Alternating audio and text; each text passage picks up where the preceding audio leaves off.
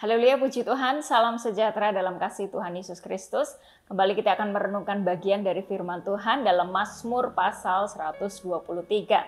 Nah Bapak Ibu Saudara, masa-masa sekarang ini menjadi masa yang sulit bagi sebagian besar orang. Ya, tidak hanya mereka yang ada di kalangan bawah, tetapi juga seluruh lapisan masyarakat di dunia ini menghadapi masalah persoalan dalam kehidupan mereka, terutama dalam hal ekonomi maupun dalam hal kesehatan. Dan dapat dimengerti bahwa persoalan ini membuat orang bisa menjadi tertekan, ya, hilang harapan, demikian juga merasa tidak berdaya untuk menghadapi persoalan yang terjadi.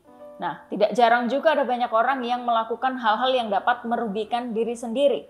Nah, Mazmur pasal 123 ini menggambarkan bagaimana seorang pemazmur itu juga menghadapi hal yang serupa, ya. Dia menghadapi penghinaan atau perundungan dari orang-orang yang sombong, orang-orang yang merasa dirinya aman dalam strata kehidupan yang lebih tinggi sehingga menghina mereka yang ada dalam keadaan yang sedang kesusahan. Dan hal ini juga membuat pemazmur itu juga merasa agak tertekan, ya. Dia katakan di Mazmur pasal 123 ini ayatnya yang ketiga, "Kasihanilah kami ya Tuhan, kasihanilah kami sebab kami sudah cukup kenyang dengan penghinaan. Jiwa kami sudah cukup kenyang dengan olok orang-orang yang merasa aman." Nah, dia sudah merasa sangat kenyang dengan penghinaan orang-orang yang sombong. Nah, namun dia tidak membiarkan dirinya menjadi semakin lemah. Nah, karena memang ketika seseorang menghadapi masalah, dia terlalu fokus dengan masalahnya, masalahnya tidak menjadi selesai, justru akan terasa menjadi lebih berat, ya, untuk dihadapi. Nah, pemazmur menghadapinya dengan satu sikap yang perlu kita perhatikan pagi hari ini, yaitu dia memandang kepada Tuhan yang bersemayam di sorga. Dia katakan di ayat yang pertama, "Kepadamu aku melayangkan mataku, ya Engkau yang bersemayam di sorga." Ketika dia katakan bahwa Allah yang bersemayam di sorga, dia begitu menyadari bahwa hanya Allah lah yang berkuasa, berdaulat, dan dia memiliki kekuasaan yang paling tinggi. Ya.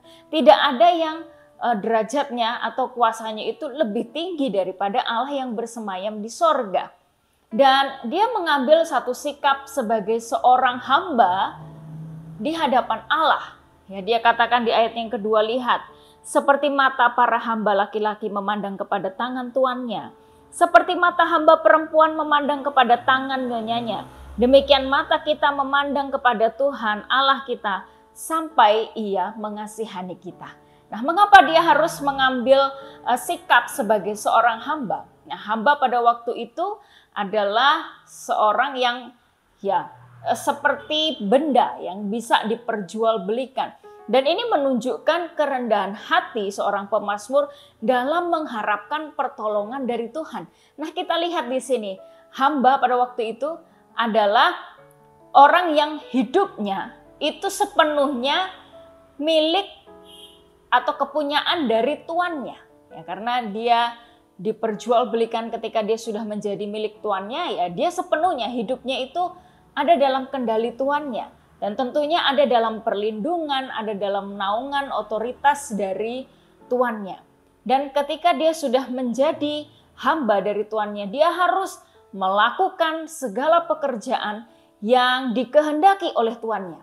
Ya, apapun yang tuannya inginkan, dia harus bekerja dengan lebih keras lagi untuk dapat memenuhi keinginan dari tuannya. Demikian juga karena hamba ini hidup dalam otoritas dari tuannya, ketika menghadapi masalah, ketika menghadapi persoalan, hamba ini hanya dapat datang kepada tuannya. Mengapa? Karena hanya tuannya ini saja yang memiliki kapasitas, memiliki otoritas untuk dapat menolong dia. Dia tidak bisa datang kepada tuan hamba yang lain, tapi dia hanya bisa datang kepada tuannya sebab dia adalah kepunyaan dari tuannya.